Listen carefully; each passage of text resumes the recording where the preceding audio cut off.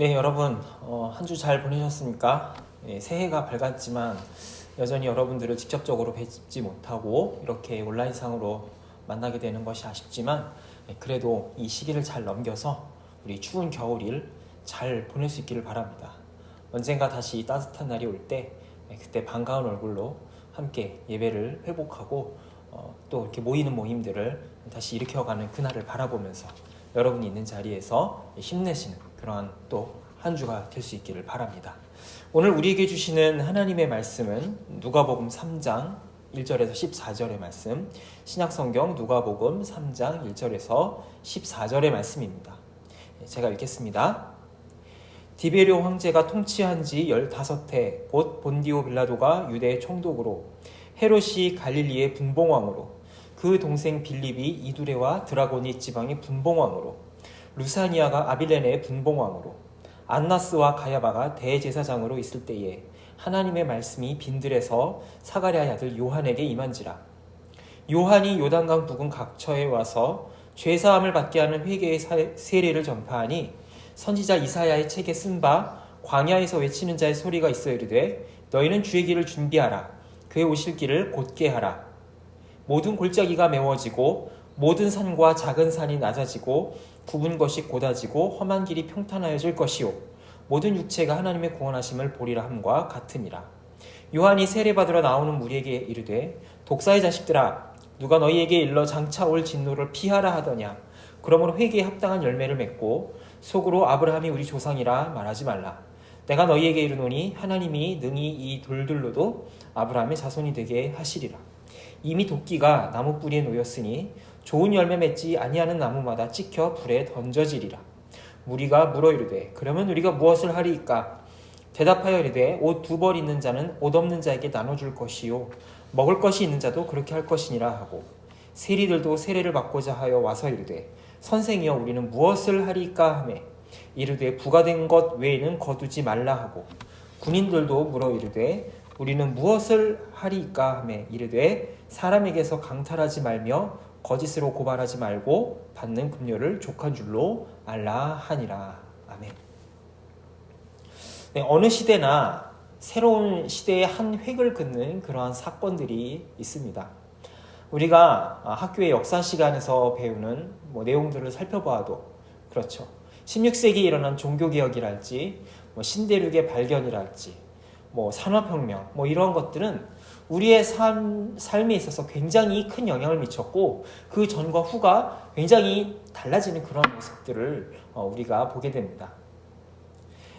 이런 것들은 한 개인의 삶에 있어서도 마찬가지일 것입니다. 우리가 수련회 가면은 이제 자주 하는 프로그램 중에 하나가 이제 라이프라인 나눔이라고 하는 프로그램이 있습니다. 개인의 삶을 그래프로 그려서 자신의 그 성장 과정과 지나온 삶의 순간순간들을 굉장히 그 그래프로 그려서 나누는 그런 프로그램인데요. 그걸 보면 이렇게 똑같이 유년기와 청소년기와 청년기, 어르신들은 장년기를 보내게 되지만 개개인의 삶 속에 큰 영향을 미친 사건이나 그런 순간들은 다 제각각인 것을 보게 됩니다. 여러분들의 삶 속에서도 아마 나의 삶에 큰 획을 긋는 그런 사건, 중요한 순간들을 꼽으라고 한다면 아마 다 다를 것입니다. 자, 이렇게 누구나 태어나서 똑같이 시간의 흐름에 따라 유년기, 청소년기, 청년기를 보내지만 근데 이런 거를 가리켜서 누구나 똑같이 흘러가는 객관적인 시간의 흐름을 그리스어로 크로노스라고 합니다. 자, 이렇게 물리적으로 흘러가는 시간을 크로노스라고 말하는 거죠. 자, 그런데 이 크로노스의 시간 속에서 개개인이나 한 공동체의 역사 속에 무엇인가 의미 있는 일이 일어난 순간, 그 일을 기점으로 전과 후를 뚜렷이 구분할 수 있는 그런 영향력 있는 사건들을 카이로스의 시간이라고 이야기합니다. 이 카이로스의 시간은 개개인이나 공동체에 따라 다 다를 수가 있습니다. 자, 그런데 우리가 최근에 모두가 공히 인정할 수 있고 공감할 수 있는 그런 카이로스의 사건이 작년에 일어났습니다. 바로 중국 우한발 코로나19 사태입니다. 사람들은 이 코로나를 기점으로 BC와 AC를 나눈다고 이야기할 수 있습니다. 비포 코로나, 애프터 코로나라고 말이죠. 자, 이것으로 인해서 우리는 기존에 우리가 생활하던 모든 생활과 사고방식을 다 바꾸어야만 했습니다. 2020년은 그야말로 우리 모두에게 카이로스의 시간의 해다라고 할 수 있을 만큼 큰 영향을 미쳤던 시간이 틀림없는 것 같습니다. 하지만 아무리 코로나가 강하고 우리의 삶에 큰 영향을 미친다고 하지만 바로 이 사건만큼 오늘 우리들에게 큰 영향을 미칠 수는 없는 법입니다. 이 사건은 우리 개개인과 공동체와 인류뿐만이 아니라 온 우주에 미칠 엄청난 사건입니다. 무엇일까요? 바로 예수님이 이 땅에 오신 일입니다. 아무리 비포 코로나, 애프터 코로나를 이야기하고 BC, AC를 이야기하지만 그것이 대단하다고 이야기하지만 이 사건, 코로나 사건이 예수님의 오심보다는 더 클 수는 없습니다. 비포 코로나, 애프터 코로나가 비포 크라이스트, 아노 도미니를 대신할 수는 없다라고 하는 것이죠. 오늘 우리가 함께 읽은 본문은 이렇게 BC와 AD를 갈랐던 그 경계선상에 있었던 한 인물을 우리들에게 보여줍니다. 그는 바로 세례 요한입니다. 세례 요한이 살았던 시기를 오늘 말씀 1절과 2절의 상반절에서는 이렇게 기록합니다. 디베리오 황제가 통치한 지 15해 곧 본디오 빌라도가 유대의 총독으로 헤롯이 갈릴리의 분봉왕으로 그 동생 빌립이 이두레와 드라고니 지방의 분봉왕으로 루사니아가 아빌레네의 분봉왕으로 안나스와 가야바가 대제사장으로 있을 때라고 이야기합니다. 자, 역사적으로 보았을 때 예수님이 역사 속에 공생애를 시작하시고 세례 요한이 활동했던 시기는 이 로마의 옥타비아누스가 권력을 잡고 로마의 역사를 공화정에서 제국으로, 공화정에서 황제 한 사람이 다스리는 그러한 나라로 바꾼 지 얼마 안 되는 시점이었습니다. 그리고 이 유대 땅은 로마의 식민지가 되었던 때였죠.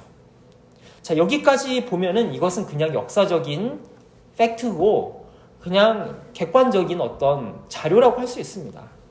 자, 여기에 무슨 특별할 것이 없죠. 여기는 그냥 이거 자체만 보면 이것은 그냥 역사 속의 한 순간에 불과합니다. 이것이 바로 크로노스의 시간이라고 할 수 있죠. 자, 그런데 이 크로노스의 시간에 하나님의 카이로스의 사건이 임하게 되었는데 바로 2절 하반절에 나와 있습니다. 하나님의 말씀이 빈들에서 사가랴의 아들 요한에게 임한지라라고 기록이 되어 있습니다. 흘러가는 역사에 수많은 시간들이 있었지만 오늘 본문에 기록된 1절의 그 순간 바로 디베르 황제가 통치하고 헤롯이 유대를 다스리던 그때에 하나님의 말씀이, 하나님의 시간, 하나님의 카이로스가 바로 요한에게 임하였다라는 것입니다. 이 결정적인 시기에 요한은 어떤 역할을 감당했느냐? 바로 구약의 문을 닫았던 구약의 마지막 예언자였고 동시에 신약의 새로운 시대를 알리는 나팔수 역할을 감당했음을 보게 됩니다. 그가 외쳤던 내용은 참으로 충격적인 내용이었습니다. 7절과 8절에서 그는 이렇게 외칩니다. 독사의 자식들아, 누가 너희에게 일러 장차 올 진노를 피하라 하더냐? 그러므로 회개에 합당한 열매를 맺고 속으로 아브라함이 우리 조상이라 말하지 말라. 내가 너희에게 이르노니 하나님이 능히 이 돌들로도 아브라함의 자손이 되게 하시리라 라고 외치고 있습니다. 당시의 유대인들은 부모가 유대인이고 태어나자마자 남자 같은 경우에 할례를 받으면 자동적으로 하나님의 백성이 된다라고 믿었습니다.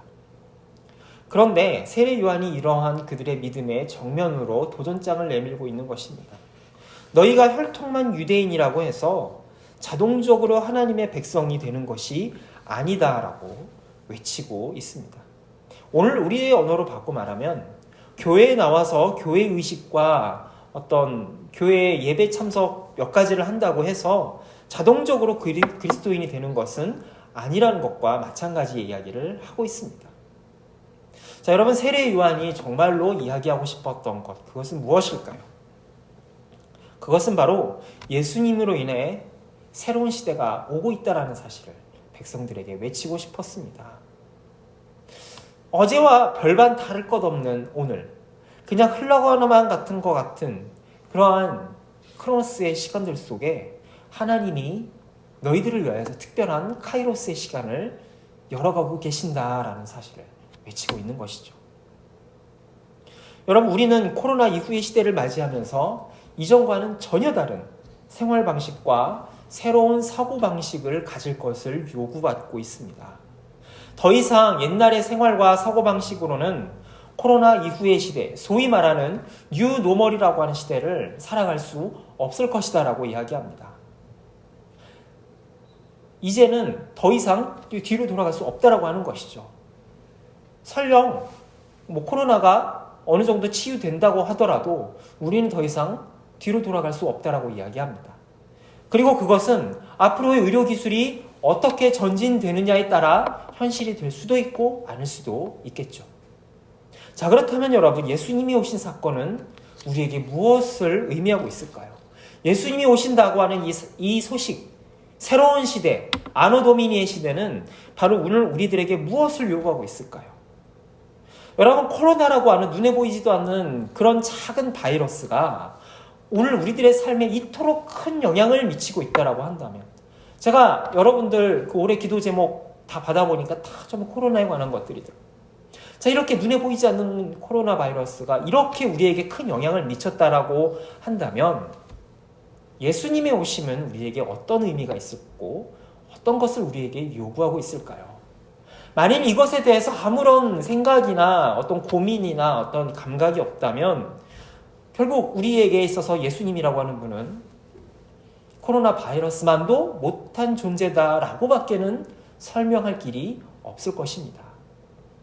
불신자들은 그렇게 생각할 수 있겠죠. 그러나 적어도 예수님을 믿는 우리들에게 있어서 코로나가 이렇게 큰 영향을 미쳤는데 예수님의 오심은 과연 우리에게 어떤 영향을 미칠까를 생각하지 않는다면 그거는 예수님이라는 존재가 코로나보다 못한 존재라는 것을 스스로 인정하는 꼴이 되는 거겠죠.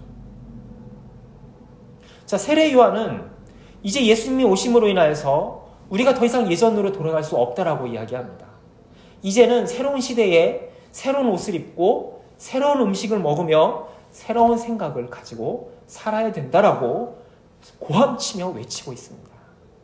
그 구체적인 모습이 11절에서 14절에 이렇게 기록이 되어 있죠. 옷 2벌 있는 자는 옷 없는 자에게 나눠줄 것이요 먹을 것이 있는 자도 그렇게 할 것이니라 하고 세리들도 세례를 받고자 하여 와서 이르되 선생이여 우리는 무엇을 하리까 하매 이르되 부과된 것 외에는 거두지 말라 하고 군인들도 물어 이르되 우리는 무엇을 하리까 하매 이르되 사람에게서 강탈하지 말며 거짓으로 고발하지 말고 받는 금료를 족한 줄로 알라라고 이야기합니다. 여러분, 이 말씀을 우리가 어떻게 해석하고 적용할 수 있을까요? 이것을 그냥 나의 행동이나 마음가짐을 조금 이전보다 나은 것으로 개선해 본다라고 생각할 수도 있겠지만 그것은 바로 세례 요한이 외치고자 했던 것을 사실 4분의 1, 5분의 1도 다 전달하지 못하고 있습니다. 오늘 세례 요한이 외치는 뭐냐? 이것은 마치 옛 옷을 벗어버리고 새로운 시대에 맞는 새로운 옷을 입어야 하는 것과 마찬가지라는 사실을 우리들에게 주문하고 있습니다. 마치 집에 있으면 그냥 파자마 차림에 추리닝만 입고 있어도 상관없지만 밖에 외출할 때 그런 복장으로 나갈 수는 없죠. 외출복을 입고 나가야 되는 것처럼 새로운 시대에 접어들었으면 거기에 걸맞는 옷을 입고 걸맞는 생각을 해야 되고 거기에 걸맞는 것을 해야 된다는 것입니다. 마치 코로나 이전과 이후의 삶이 방식이 다를 수밖에 없는 것처럼 예수님이 오신 이전과 이후의 삶은 달라야 된다라는 정도가 아니라 다를 수밖에 없게 되었다라고 표현해야 더 정확할 것입니다. 마치 예전에는 마스크를 쓰는 것이 특별한 경우였고 마스크를 쓰지 않는 것이 평범한 일이었습니다. 그런데 지금은 어떻게 됐죠? 마스크를 쓰는 것이 평범해졌고 쓰지 않는 것이 특별한 일이 되어져 버렸습니다. 예전에는 모두가 다 이렇게 같이 옆에 있어서 함께 어울리고 멀리 떨어져 있는 것이 좀 이상한 거였었죠. 그런데 지금 어떻게 됐죠? 멀리 떨어져서 지내는 것이 오히려 일반 표준 되어버렸고 같이 붙어있는 거는 아주 특별한 경우가 되어버렸습니다. 기준이 달라진 거죠. 평범과 특별의 기준이 바뀐 것입니다. 자, 여기에 맞추면 더 이상 우리는 여기에 맞추지 않으면 우리는 더 이상 새로운 시대를 살아갈 수 없게 되는 것이죠. 그래서 예수님이 세례 요한이 9절에 뭐라고 얘기합니까? 이미 도끼가 나무 뿌리에 놓였으니 좋은 열매 맺지 아니하는 나무마다 찍혀 불에 던져질 것이다 라고 외치고 있습니다. 새로운 시대에 새로운 방식을 거부하고 그 시대의 모든 것들을 받아들이기를 거부하는 사람은 도태되고 거부될 수밖에 없다라고 외치고 있습니다. 그러니 새로운 복음의 시대, 아노 도미니, AD의 시대, 우리 주님의 시대를 맞이하고 받아들이고 그 시대 속으로 적극적으로 들어가라라고 외치고 있음을 우리는 성경을 통해서 보게 됩니다. 여러분, 이 사건은 단지 2000년 전에 단 한 번의 사건으로 그치는 것이 아닙니다. 오늘을 살아가는 우리들의 개인의 삶과 공동체와 나라와 전체 세계 모두에게도 마찬가지입니다. 여러분, 우리는 2020년을 보내고 새로운 2021년을 맞이해야 했습니다. 그런데 여러분, 우리의 마음과 생각과 삶의 습관, 우리의 기준은 어디에 머물러 있나요? 주님은 우리에게 2021년에 1월이라고 하는 새로운 시작을 주셨는데 오늘 우리들의 마음과 생각과 속사람의 정체성은 어디에 머물러 있는지 돌아볼 수 있기를 바랍니다. 여러분, 2021년도 1월이라고 하는 이 시간은 그저 남들이 똑같이 흘러가는 크로노스의 시간 같아 보이지만 그러나 실은 이것은 우리에게 주신 하나님의 선물이요, 하나님의 카이로스의 시간이라는 사실을 믿으십니까? 이것은 그냥 남들이 다 똑같이 시간이 흘러가니 떡국 먹고 한 살 더 먹는 것이 아니라 오늘 나에게 주신 하나님의 카이로스의 특별한 시간이라고 하는 사실을, 새로운 시작이라는 사실을 우리는 다시 한번 고백할 수 있기 바랍니다.